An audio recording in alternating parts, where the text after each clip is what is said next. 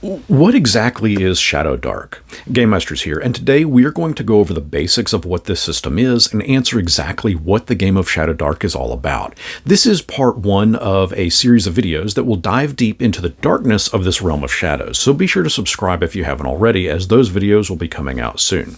Think about your favorite role-playing game. It could be Dungeons & Dragons, perhaps Pathfinder, maybe even Mortborg. It could even be Call of Cthulhu.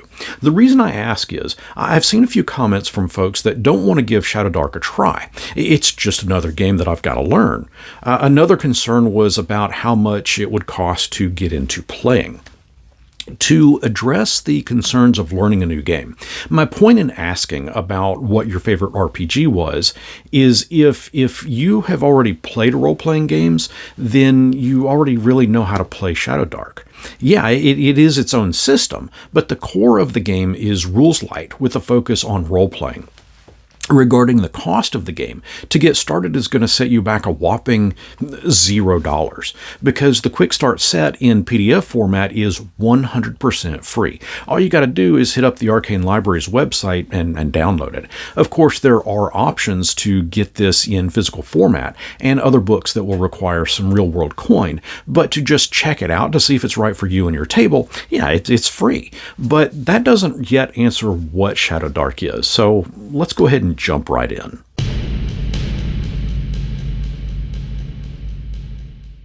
Shadowdark, created by Kelsey Dion, won 4 Ennies last year. Product of the Year, Best Game, Best Rules, and Best Layout and Design. Also won the 3 Castle Award for Best Role-Playing Game Design. And it is, as the name suggests, a dark fantasy role-playing game.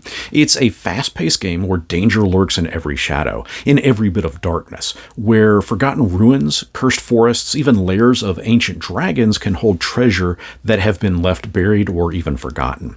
The Shadowdark itself is more than a place. It's a whisper, a challenge that dares adventurers to be brave. Combat is quick, adventuring and exploration can be deadly, but just as this book will tell you, being clever is crucial for survival. Shadowdark, as we said, is rules light, and unlike other systems where you'll hunt for rules to see how to do something, in here, the Game Master, yet another reason that I really like this game, I just like the title, Game Master. It has a nice flow to it. The Game Master makes the rules. It states, what's written in this book is a guide, not a constraint, and none of it takes precedence over your judgment. If something doesn't work at your table, change it or throw it out and don't look back. Now, that's not to say that there aren't rules. There are rules, but this isn't a system that demands one to become a rules lawyer or for the GM to absorb every written word in order to run the game in a competent manner. It focuses more on the story, with the rules being there to simply help navigate the terrain of the narrative. You've got mechanics similar to other popular systems. There is difficulty class, which would be sort of like difficulty challenges from Dungeons & Dragons. You have morale, which was widely used in older editions of D&D. You can make tactical moves in and outside of combat, and of course magic is a big part of the game as well. Turns and rounds are broken down into really very simple descriptions. You take your turn starting at the Game Master and you go clockwise. Once you've taken your turn, then the next person does. Once everyone at the table has taken their turn, that's considered one full round. And this is where it gets really super fun though. Shadowdark doesn't dictate that a turn lasts for X seconds or that a round is X minutes. Instead, time passes in Shadowdark in real world time. In other words, if it's your turn and you take 15 minutes to decide what to do, 15 minutes will have passed in the game. Let's say you lit a torch and it's going to last for 1 hour. You just chewed up 15 minutes hem-hawing away on what to do during your turn. That torch now only has 45 minutes remaining. There are also certain spells that have specific durations. For example, the pre-spell Cleansing Weapon, which lets you purify a weapon so that it can dish out an extra 1d4 damage, is going to last for for 5 rounds, and that's 5 turns of each player and monster. But remember one of the first things that we talked about, that the GM's one rule is to make the rules? That if something doesn't work at the table, that they can just change it or toss it out? Let's say that you and your table really like the initiative system that D&D has established. That's easy. Just make that a part of your combat. Roll a d20, add your dexterity modifier, and go on your merry way. Don't want to keep track of initiative and don't want to go clockwise? Well, then you can play as what is described as freeform mode. You simply decide your turn order, with a round concluding once everyone has had their turn. Now, regarding time, while everything in Shadowdark takes place in real-world time, not every moment has to be calculated. Let's say you got a pee, but that pee turns into a poop, and it takes you a bit of time to do your business. Everyone can agree that a bio break didn't count as time passing in the game. An in-game example that the book provides is if you want to spend 10 minutes checking a room for traps, you don't have to sit there for an actual 10 minutes while your mind's eye theater examines the room. The GM and the players can all agree that 10 minutes passed, and timers can be adjusted for things like spells and torch duration. While that gives you a rough idea of the game, and all of that is certainly something I intend to dive deeper into in future videos, again, subscribe so you don't miss those, I want to now cover some of the core principles of Shadowdark.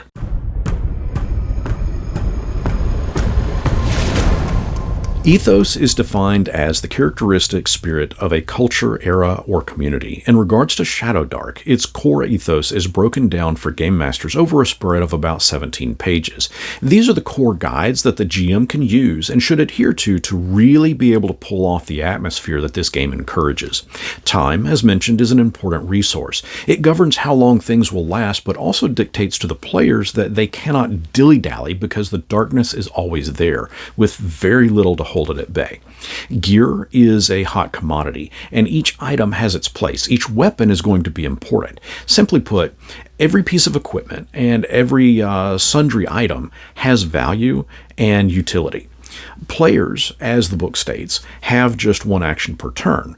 You got to make everything that you do count. The Game Master is free to distribute information freely. You don't have to torture the players by citing that the trap is, in your mind, beyond well hidden. Simply put, if they search for a trap, let them find it. There's plenty of other opportunities and situations that the players are going to find themselves in that's going to test their mortality.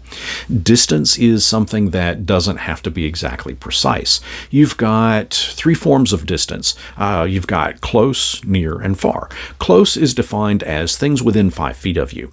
Near is defined as up to 30 feet out, and far is considered to be things that are within sight.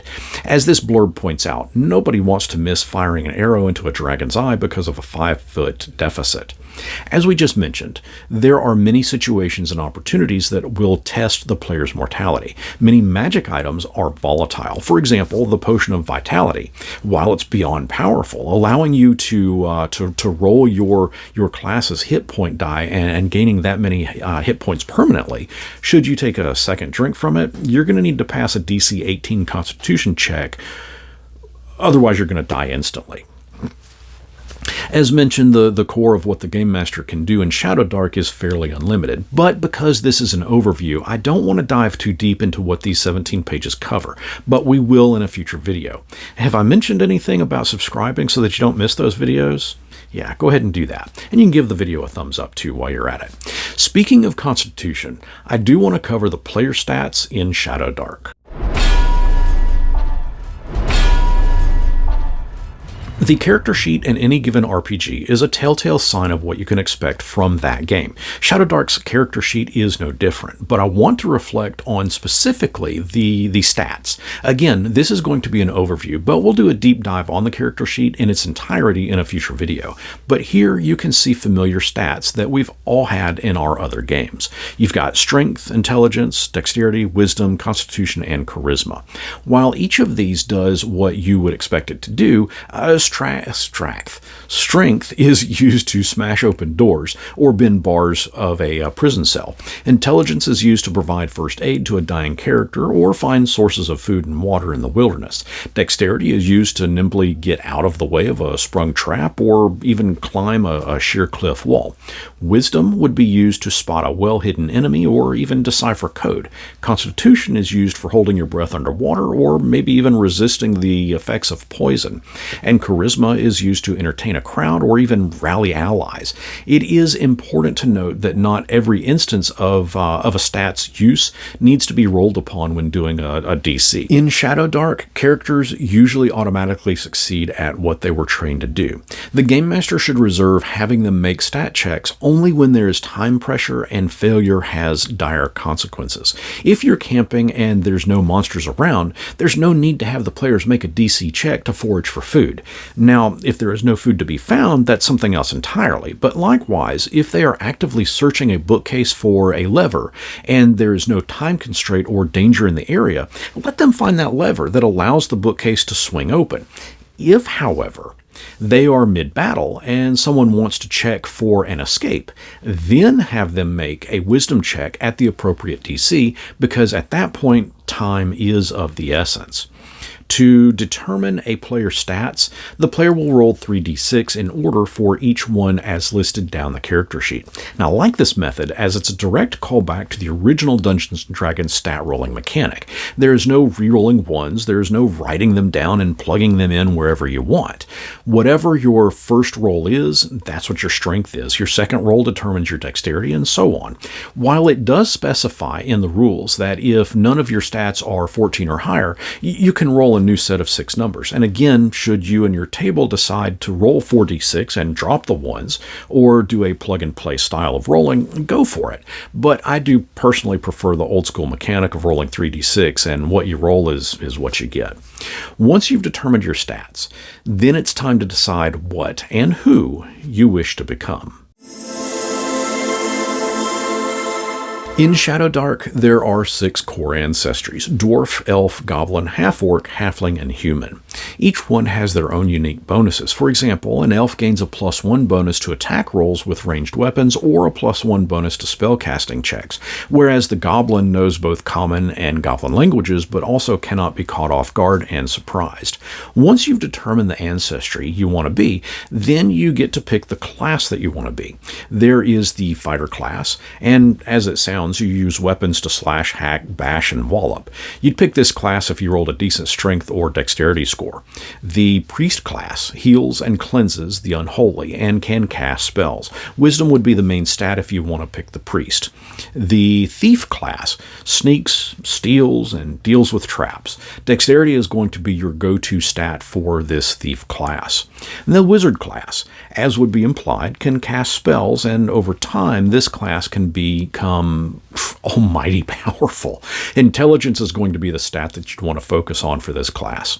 And that's it for classes. However, as a quick aside, I do want to point out that the newest supplement, the Western Reaches, does add to the ancestry and class list, but that's most certainly going to be covered in its own video in the future.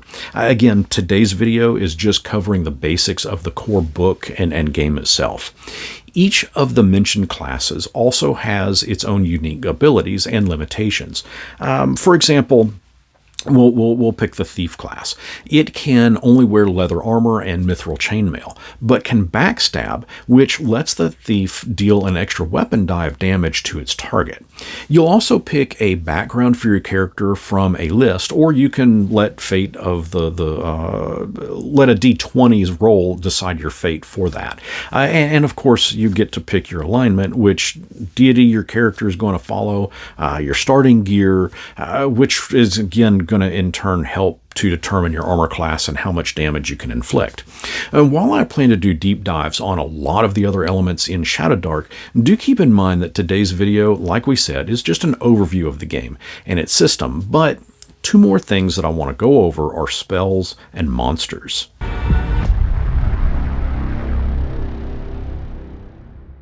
Casters in Shadowdark, and this would be either the priest class or the wizard class, get access to spells. Wizard spells are complex and can be dangerous at times, whereas the priest magic is considered sacred and miraculous. Casting a wizard spell is done by rolling a spellcasting check of 1d20 plus your intelligence modifier, and casting a priest spell is done by rolling a 1d20 plus your wisdom modifier. Rolling a natural 20 will double the spell's effect, or possibly even its range or duration, whereas rolling a 1, a critical failure, causes the spell to no longer work at all. And in the case of a priest, your deity may just revoke its power, in which you won't be able to cast it again until you atone and complete a penance for your deity. Wizards, on the other hand, may very well see their spell drastically backfire. For example, you may intend to cast protection from energy, which would cause someone to become impervious to fire, cold, or electricity for the spell's duration. Only instead, should you critically fail, you may summon a Grimlow instead, that your party has to now fight off for 2d4 rounds, in addition to whatever else it was that they were fighting, which is a great segue into monsters. The Grimlow is a tall, oval-shaped mammal. It has an armor class of 12, 43 hit points, and can grab a target either with its arms or its tongue and pull that target into its mouth, biting down, causing 2d8 damage. Of course, Shadowdark also has dragons. For example, we have a fire dragon that has an AC of 18, 80 hit points, is immune to fire, which makes sense, and can breathe fire, which can cause a whopping 6d10 damage, or it can simply swipe at you with its claws and deal 2d12 damage. And yes, Intrepid Watcher, you all know that one of the monsters I always got to check on is the zombie, and Shadowdark does not disappoint. The Shadowdark zombie is a lurching and decomposed undead, and while they can be found individually, they generally hunt in mobs. Any given zombie was going to have an armor class of 8, 11 hit points, and will be immune to morale checks. Further, and I like this element a lot, they are relentless, meaning that should a zombie be reduced to 0 hit points by a non-magical source, they make a DC Constitution check and are at 1 hit point instead. And this is a great example to explain the typical monster stat block. You'll notice that they don't have solid numbers for their basic stats, nothing for strength, dex, constitution, intelligence, wisdom, or charisma. Instead, it simply shows their modifier. So in this instance, should the zombie be reduced to 0 hit points, they'll roll a d20 on a DC 15 Constitution, in which they'll add +2. And should that number meet or beat 15, they'll get up, be ready to kind of chomp down and slam into you for 1d6 damage.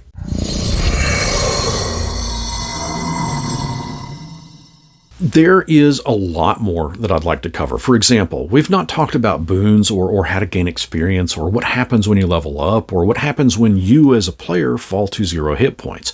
We didn't talk about titles that your character gets or how to perform an attack and exactly what attacking a monster does. We didn't fully cover your class's talents or all of the details about alignment, and I really would like to dive deep on the various deities found in Shadowdark. I'd also love to check out in depth all of the various tables, and there are loads of fun tables to explore for sure.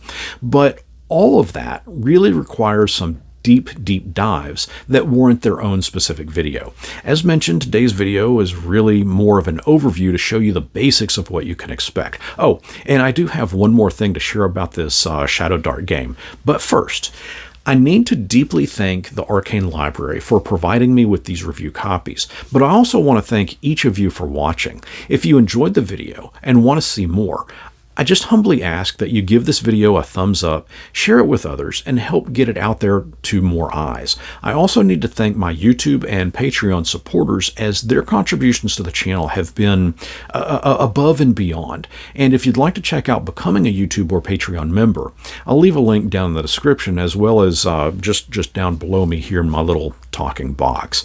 I'd also like to invite you all to my Discord as we get into some lively conversations and chat about all kinds of things, including Shadowdark. Okay, so this is one last thing I want to share about Shadowdark. You guys remember the OGL issue that Wizards of the Coast tried to pull over on us several years ago, where they had to walk back a decision and then change it?